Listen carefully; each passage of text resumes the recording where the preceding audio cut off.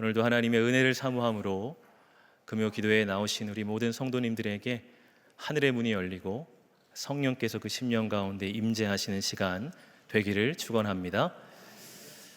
미국의 정신과 의사인 조지 월트는 그의 책 괜한 걱정에서 이렇게 말을 했습니다. 우리가 하는 걱정의 40%는 현실에서는 절대로 일어나지 않을 일들이다. 걱정의 30%는 이미 일어난 일에 대한 것이고 22%는 무시해도 좋을 만큼 사소한 문제에 대한 것이다. 걱정의 4%는 우리 힘으로는 어쩔 도리가 없는 일이며 우리가 하는 걱정의 4%만이 우리가 바꿀 수 있는 일에 대한 것이다. 우리가 인생에서 많은 걱정을 하고 살아가지만 그 중에서 4%만이 의미가 있는 걱정이고 나머지 96%는 하지 않아도 될 염려들이라는 것입니다. 지난 화요일부터 목요일까지 우리 교회에서 110회 교단 총회가 은혜 가운데 잘 마쳐졌습니다. 총회를 하기 전에는 이번 총회가 잘 끝날 수 있을까 하는 염려가 우리의 마음에 있었을 거라고 생각을 합니다.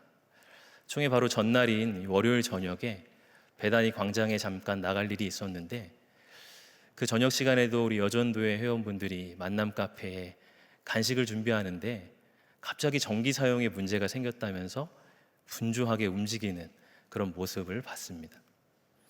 총회가 진행되는 가운데 혹시나 예기치 않은 돌발 상황이 생기면 어쩌나, 교통의 혼잡이 너무나 극심하면 어떻게 하나, 날씨와 일기가 도와주지 않으면 어떡하나, 방송이나 음향상에 차질이 생기진 않을까 하는 여러 가지 염려들을 우리가 했을 것입니다. 그런데 그런 염려가 무색하게도 하나님의 은혜 가운데 평안함으로 모든 총회의 시간을 마쳤죠. 우리가 염려하지 않아도 하나님께서 모든 것들이 합력하여 선을 이루게 하셨습니다. 우리의 인생을 돌아보면 하나님이 우리를 모든 선함 가운데로 인도하셨다는 것을 깨닫게 되죠. 그럼에도 불구하고 왜 우리는 오늘도 많은 일들을 염려하고 불안해할까요? 어떻게 하면 우리는 우리의 염려를 주님 앞에 내려놓고 평안함으로 하나님을 의지하며 살아갈 수 있겠습니까? 오늘 본문은 우리에게 아무것도 염려하지 말라 그렇게 말씀합니다. 염려하지 말고 기도하라 그렇게 말씀합니다. 염려를 이기는 길은 기도밖에 없다는 것이죠. 여기서 염려라고 하는 말의 헬라어 단어인 메림나오는 마음이 나뉜다는 뜻을 가지고 있어요. 여러분, 우리가 이 자리에 앉아서 예배를 드리다가도 맞다, 그 일 어떡하지? 하면서 마음이 나뉘어지는 순간이 있지 않습니까? 그것이 염려입니다. 하루에도 수십 번씩 우리의 마음이 여러 갈래로 나뉘어지고 찢겨집니다. 때로는 나도 모르게 염려에 사로잡혔다가 문득 정신을 차리고 보니 내가 또 염려하고 있었구나 하는 자신을 발견하게 되는 것이죠. 이렇게 마음이 흩어지고 나뉘어져서 갈피를 잡지 못하는 것, 그것이 염려의 본질입니다. 반대로 기도는 하나님께로 우리의 마음을 모으는 것이죠. 여러 갈래로 흩어져 있는 우리의 마음을 거두어 모아서 하나님께로 향하는 것, 그것이 바로 기도입니다. 그리스도를 본받아라는 책을 쓴 토마스 아켄피스는 단 한 마음을 가진 사람, 그 사람은 큰 평화를 누릴 것입니다, 그렇게 말을 했습니다. 기도는 우리 하나님 앞에서 단 한 마음을 가지고 서 있는 것입니다. 여러분, 우리는 어떻게 우리의 마음을 하나님께로 모을 수가 있을까요? 오늘 본문을 다시 보면요, 6절을 제가 한번 읽어보겠습니다. 아무것도 염려하지 말고 다만 모든 일에 기도와 간구로 너희 구할 것을 감사함으로 하나님께 아뢰라. 기도하되 감사함으로 하나님께 기도하라, 그렇게 말씀하고 있어요. 여러분, 우리가 기도는 하는데 염려함으로 기도할 수 있습니다. 하나님, 이 문제 어떻게 해요? 하나님, 저 문제 어떡해요? 하나님, 큰일 났어요. 하나님, 어떻게 좀 해보세요. 기도인 것 같지만 염려함으로 기도하는 것이죠. 하나님보다 문제에 더 집중할 때 우리는 염려함으로 기도하게 됩니다. 그러나 문제보다 하나님께 더 집중할 때 우리는 감사함으로 기도하게 됩니다. 염려로 인해서 마음이 나뉘어지면 기도의 능력과 응답을 기대할 수 없습니다. 야고보서 1장에서도 이렇게 말씀을 하고 있습니다. 1장 7절에서 8절인데요. 이런 사람은 무엇이든지 주께 얻기를 생각하지 말라. 두 마음을 품어 모든 일에 정함이 없는 자로다. 기도는 하는데 염려로 인해서 마음이 바닷물결처럼 요동치고, 두 마음을 품어서 정함이 없는 마음은 기도하지만 하나님께 얻기를 기대하거나 생각하지 말라고 말씀하고 있습니다. 염려로 인해서 나뉘어진 마음에는 기도의 응답이 나타날 수 없습니다. 여러분, 우리는 문제에 집중하기보다 하나님께 집중하며 기도해야 합니다. 그를 위해서 염려함으로가 아닌 감사함으로 기도해야 합니다. 하나님, 여기까지 나를 인도하여 주시니 감사합니다. 하나님, 오늘도 나를 지켜 보호하시니 감사합니다. 하나님, 예수님의 십자가 보혈로 나를 죄에서 구속하여 주시니 감사합니다. 하나님, 나에게 영원한 소망을 주시니 감사합니다. 내 삶의 모든 조건들로 인해서 하나님 감사합니다. 이렇게 계속 감사함으로 하나님을 인정하며 나아갈 때 우리 안에 하나님의 임재가 더욱 선명해집니다. 그럴 때 우리의 기도는 힘을 얻고 우리의 기도가 향처럼 하나님 앞에 올라가게 되는 것이죠. 그래서 골로새서 4장 2절에서도 기도를 말씀하며 이렇게 말씀합니다. 기도를 계속하고 기도에 감사함으로 깨어 있으라. 기도를 계속하되 감사함으로 기도하라고 강조하고 있는 것입니다. 마태복음 14장을 보면 예수님의 오병이어 기적의 사건이 나타납니다. 여자와 어린아이를 제외하고 5천 명이나 되는 무리가 배가 쫄쫄 굶어 굶주린 채로 기다리고 있어요. 예수님 앞에 놓여져 있는 것은 초라한 보리떡 5개, 물고기 2마리 뿐입니다. 누가 봐도 염려할 수밖에 없는 상황이죠. 그런데 우리 주님께서 어떻게 기도하십니까? 마태복음 14장 19절의 말씀을 보니까 무리를 명하여 잔디 위에 앉히시고 떡 5개와 물고기 2마리를 가지사 하늘을 우러러 축사하시고 떡을 떼어 제자들에게 주시매 제자들이 무리에게 주니. 하늘을 우러러 축사하셨다. 여기서 축사하시다라는 말은 감사하시다라는 의미를 또한 가지고 있습니다. 우리 예수님은 하늘을 우러러 감사의 기도를 올리신 것입니다. 여러분, 예수님은 염려함으로 기도하지 않으셨습니다. 하나님, 어떻게 합니까? 이 굶주린 무리를 좀 보십시오. 하나님, 문제가 해결되지 않으면 어떡합니까? 하나님, 저들이 저에게 실망하면 어떡합니까? 그런 기도하지 않으셨어요. 하늘을 향해서 감사하셨습니다. 우리에게 일용할 양식을 주신 하나님 감사합니다. 나의 기도를 들으시고 응답하신 하나님 감사합니다. 우리의 아버지가 되시는 하나님 감사합니다. 그렇게 기도하셨어요. 그럴 때 기도의 풍성한 응답이 나타나게 된 것이죠. 여러분, 우리는 염려함으로가 아니라 감사함으로 기도해야 합니다. 한경직 목사님의 자서전 제목이 뭐죠? 나의 감사. 이 책을 보면 우리 한경직 목사님도 참 하나님 앞에 감사함으로 기도하셨던 분이었다는 걸 알게 됩니다. 이 책의 목차를 쭉 보니까요, 이렇게 되어 있어요. 챕터 1, 나의 나됨을 감사하다. 챕터 2, 배우게 하시니 감사하다. 젊은 날 성장케 하시니 감사하다.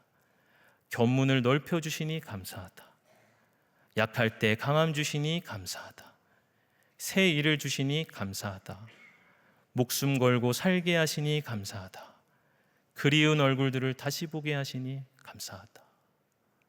이렇게 감사로 충만하니 하나님 앞에 기도할 때 어찌 감사함으로 기도하지 않을 수 있었겠습니까? 한 목사님은 책에서 하나님 감사합니다. 내 평생에 할 말은 이것뿐입니다. 이렇게 고백하고 계십니다. 기도에 잘 집중이 되지 않고 기도해도 힘만 든다고 생각되는 분 있습니까? 기도하고 돌아갔는데도 마음이 여전히 허전하고 불안함으로 채워지는 분들 계십니까? 염려함으로 기도하고 있지 않은지 우리가 돌아봐야 합니다. 여러분, 하나님이 약할 때 우리의 강함 되어 주십니다. 하나님이 우리의 모든 문제 가운데 간섭하여 주십니다. 공중에 새를 돌보시고 들에 백합화를 입히신 하나님께서 하물며 너희를 돌보지 않겠느냐? 믿음이 작은 자들아, 왜 염려하느냐? 우리 주님이 말씀하십니다.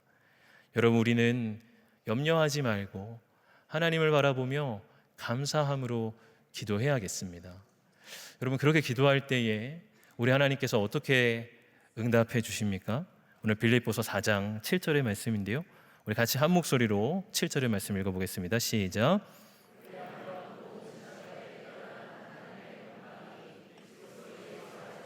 너희 마음과 생각을 지키시리라. 아멘.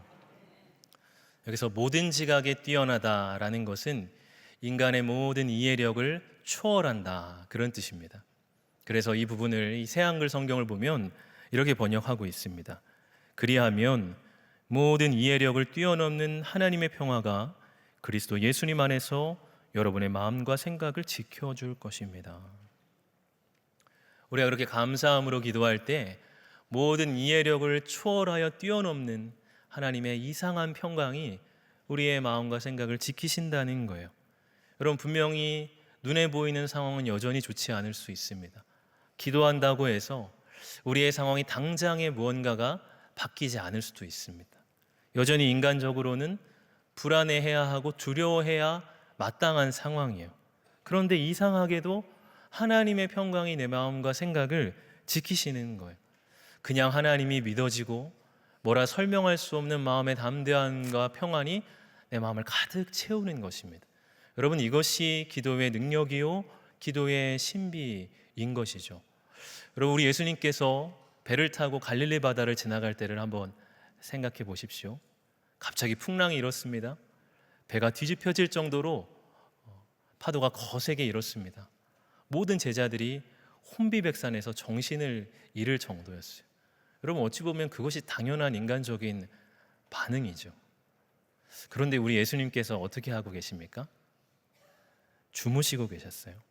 마가복음 4장 38절을 보니까 예수께서는 고물에서 베개를 베고 주무시더니 제자들이 깨우며 이르되 선생님이여, 우리가 죽게 된 것을 돌보지 아니하시나이까 하니, 예수님은 그 혼비백산한 상황에서 고물에서 베개를 베고 주무시고 계십니다. 야, 예수님도 참 대단하시다. 어떻게 그런 상황에서 주무시고 계시지? 예수님 사역 때문에 정말 지치셨나 보다. 우리 예수님 정말 대단한 잠꾸러기신가 보다. 이렇게 생각할 수도 있겠죠. 그러나 인간의 이해로는 당연히 부르짖고 당연히 두려워해야 마땅할 그 상황에 그 순간 모든 지각에 뛰어난 하나님의 평강이 우리 예수님의 마음과 생각을 가득 채우고 계셨던 거예요. 여러분, 이것이 기도하는 사람의 모습이요 감사하는 사람의 특질입니다. 우리의 마음과 생각을 지키신다, 그렇게 말씀합니다. 여러분, 사실 우리 인생의 대부분의 괴로움이 우리의 마음과 생각 때문에 벌어지는 일 아닙니까? 실제로 일어난 상황보다 그 상황에 꼬리에 꼬리를 물고 염려하고 그 상황을 부풀리고 과장하는 우리의 마음과 생각 때문에 우리의 마음이 무너지고 낙심하는 거예요. 그래서 여러분, 잠언 4장 23절은 이렇게 말씀하고 있어요. 모든 지킬 만한 것 중에 더욱 네 마음을 지키라. 생명의 근원이 이에서 남이라. 여러분, 우리가 인생을 살아가며 지켜야 할 많은 것들이 있습니다.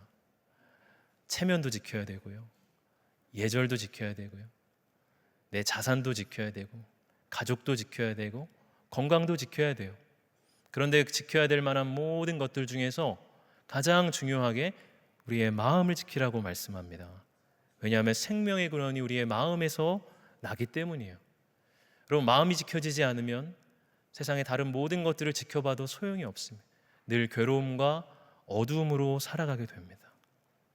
여러분, 그런데요, 이 마음을 지키는 일이 참 어려워요. 영성가들이 자주 하는 표현 중에 이런 말이 있습니다. 마음은 마음대로다.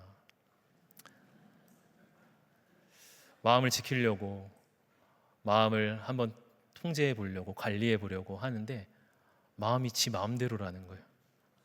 아무리 마음을 지키려고 해봐도 도리어 그럴수록 우리 마음에는 염려가 들어오고 근심이 들어옵니다. 우스갯소리지만 저도 이 설교 제목을 염려를 이기는 기도 이렇게 해놓고 설교를 준비하면서 엄청 염려하고 있더라고요. 이 설교 잘할 수 있을까? 영락교회 와서 처음으로 하는 이 금요기도회 설교회, 은혜를 끼치고 기도회를 잘 인도할 수 있을까? 참 아이러니하죠.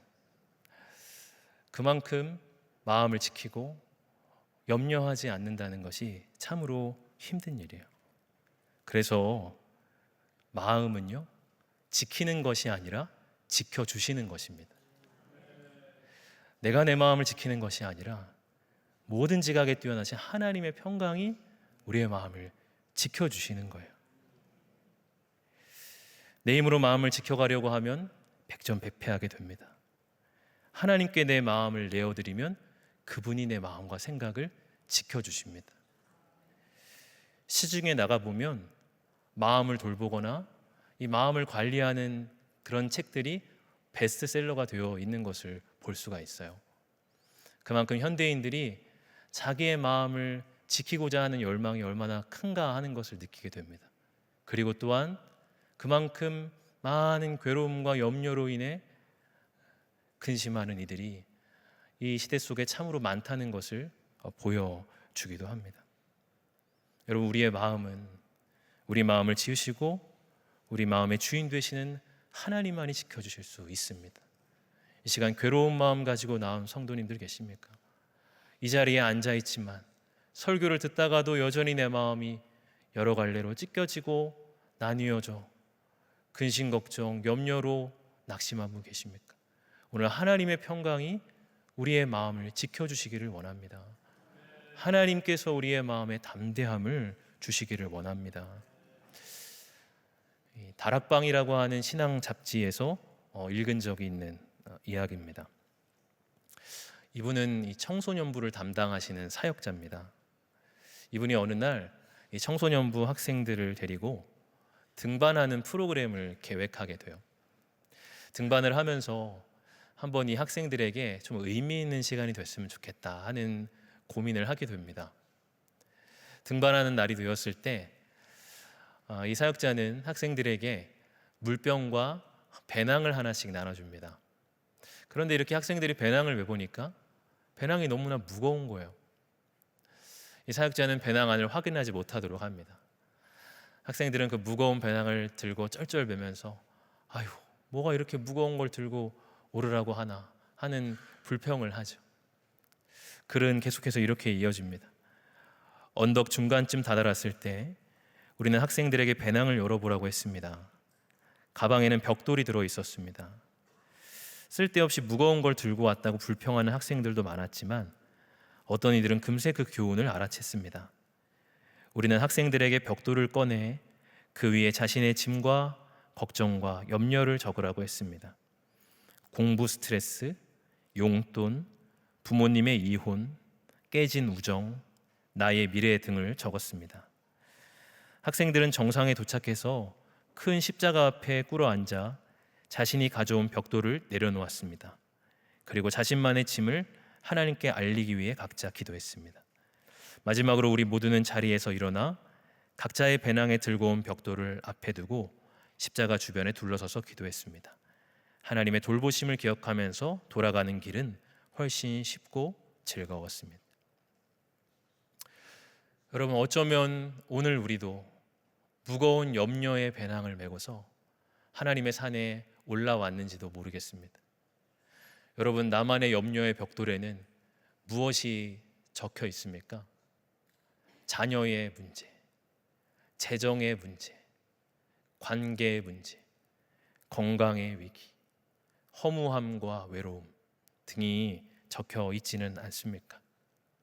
그 벽돌을 지고 가느라 한숨만 나고 낙심이 되는 분들 계십니까? 여러분, 오늘 그 염려의 벽돌을 우리 주 예수님의 십자가 앞에 내려놓을 수 있기를 원합니다. 아무것도 염려하지 말고 우리 하나님 앞에 감사함으로 기도할 수 있기를 원합니다. 시편 55편 22절 마지막으로 우리 이 말씀 한번 같이 읽겠습니다. 내 짐을 여호와께 맡기라. 그가 너를 붙드시고 의인의 요동함을 영원히 허락하지 아니하시리로다. 아멘. 오늘 이 말씀이 우리의 삶에 이루어져 염려를 내려놓고 하나님의 은혜를 충만히 들고 돌아갈 수 있는 저와 여러분들 되시기를 주의 이름으로 축복합니다. 같이 기도하겠습니다. 하나님, 더 이상 두려워하지 아니하고 더 이상 염려하지 않겠습니다. 더 이상 인생의 짐을 나 홀로 지느라 전전긍긍하지 않겠습니다. 나를 돌보시는 아버지 하나님께 내 모든 염려의 짐을 내어 맡기오니 우리의 짐을 거두어 주시고 우리의 마음과 생각을 하나님의 평강으로 채워 주시옵소서. 우리의 마음과 생각이 더 이상 염려와 걱정, 근심, 스트레스로 인해 두려움과 어둠에 사로잡히지 아니하게 하여 주시고 하나님의 능력과 담대함을 힘입어 우리의 일상을 하나님 앞에 순종함으로 살아갈 수 있는 주의 백성들 다 되게 하여 주시옵소서. 감사를 드리며 예수님 이름으로 기도하옵나이다. 아멘.